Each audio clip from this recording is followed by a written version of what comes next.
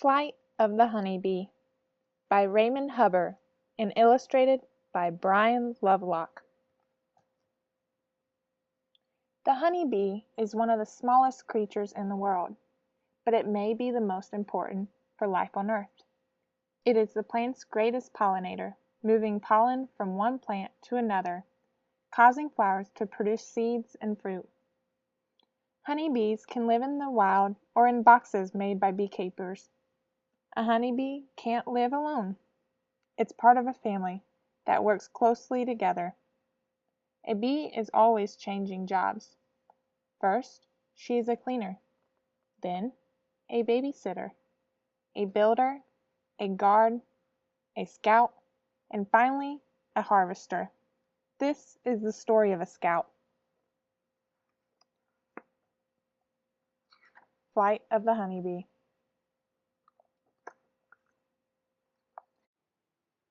A bee the size of a cherry pit crawls from her hive. Her stripes glow golden in the morning sun. Scout has spent her whole life in the crowded hive. Now it is time for her to fly out and explore the world. Time to search for flowers from which to collect pollen and nectar for food.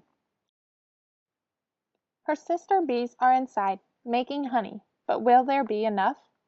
The cold is coming, and Scout must find the last flowers of the fall. Scout's wings hummed alive, so fast that they are almost invisible, lifting her into the wide sky. She rises in a spiral, up and away from the hive. Scout remembers what she has passed as she flies, so later she can return home. She knows the sun will guide her too. Scout flies swift and straight as an arrow.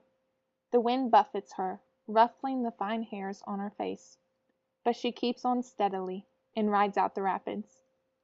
Eyes as black as polished stones are searching and seeking a splash of color below.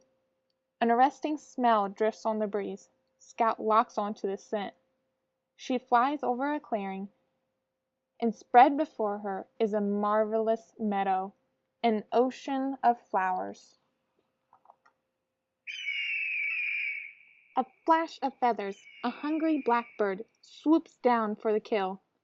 But Scout zips down and escapes into the trees, weaving between tangled twigs. When the coast is clear, Scout is drawn to the ocean of flowers again. She settles on a velvety petal and plunges her head into the flower. Here is sunken treasure, a cup of sweet nectar. The tip of her tongue, shaped like a miniature spoon, sips the syrup. Scout zigs and zags from flower to flower, spreading pollen around. The pollen clings to her fuzzy body, a sprinkle of sun powder. Scout has finished drinking. She must tell her sister bees about this field of blue. But a thunder cloud cloaks the sun. All at once the cloud bursts. Rain batters Scout to the ground. She crawls under a leaf as hailstone bombs explode around her. The downpour passes. Scout picks up the scent of her hive and follows it. Outside the hive, there's a squad of guard bees. A yellow-jacketed enemy is attacking. Scout knows that twitchy way of flying. It's a wasp. The wasp grabs Scout as she glides in to land. It raises its stinger, but the guards move in, wrestling the wasp with their legs. Scout is safe inside the hive at last.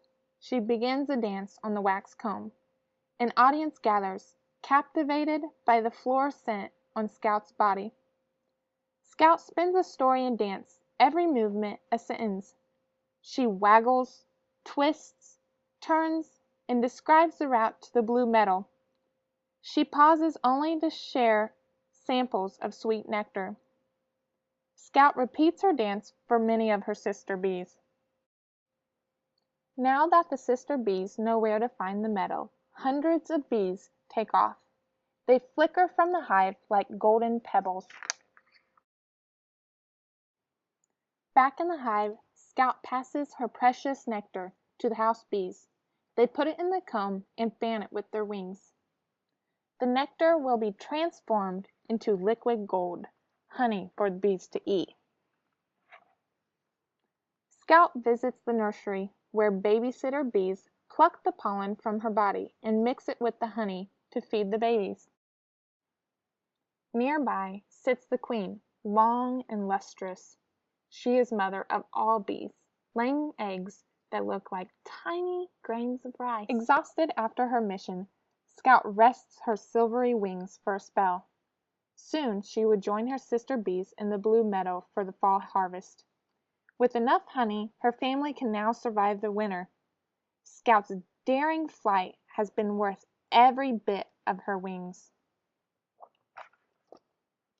Flight of the Honey Bee by Raymond Hubbard and illustrated by Brian Lovelock.